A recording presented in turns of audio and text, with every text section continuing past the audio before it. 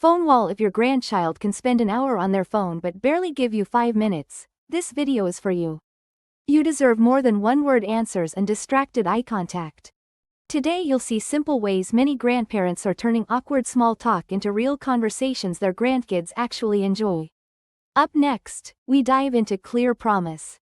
Clear Promise. By the end of this video, you'll have a mini playbook for talking with your grandkids at any age, from chatty 8-year-olds to quiet teenagers. You'll learn specific phrases that open them up, easy topics that spark stories, and one tiny habit that can turn short visits into deeper memories. Many grandparents tell me they wish they had learned these ideas years earlier, so watch right through to Lonely Gaps. So many grandparents describe the same scene.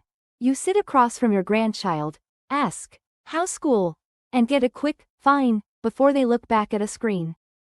It can feel like there's an invisible wall between your world of letters and phone calls and their world of texts and videos.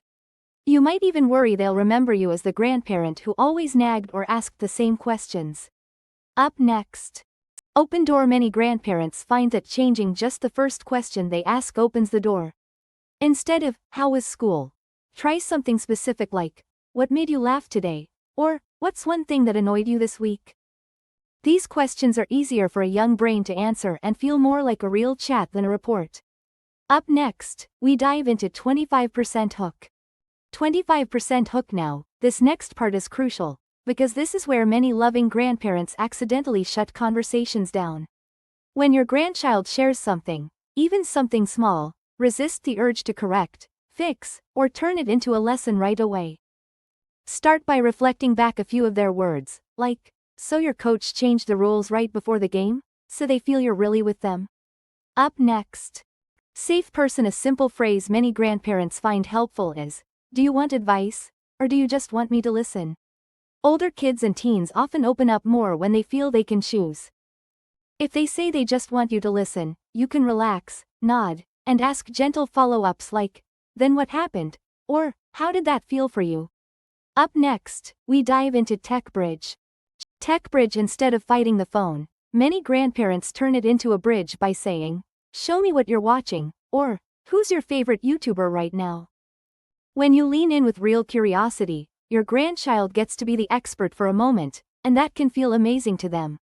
You don't have to like every song or video, you just have to be willing to step into their world for a few minutes. Up story change. Many viewers tell me about relationships that changed with just one visit. A grandmother shared that her teenage grandson barely spoke at dinner, but when she asked him to show her the game on his phone, he lit up and talked for half an hour.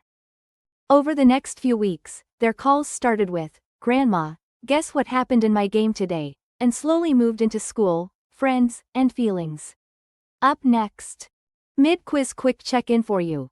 When you talk to your grandkids, do you spend more time asking questions, telling stories, or giving advice? There's no wrong answer, but noticing your pattern can be eye-opening. Many grandparents realize they talk more than they listen, simply because they care so much and want to help. Up next, we dive into 75% hook. 75% hook. You're still here, and this is where the real transformation happens, because small habits add up over months and years. Before each visit or call, choose one clear intention, like, "I want to learn one new thing about their week," or, "I want to make them laugh at least once."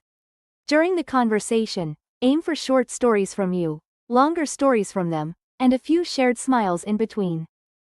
Up next, connection checklist. Think of a gentle checklist you can run through.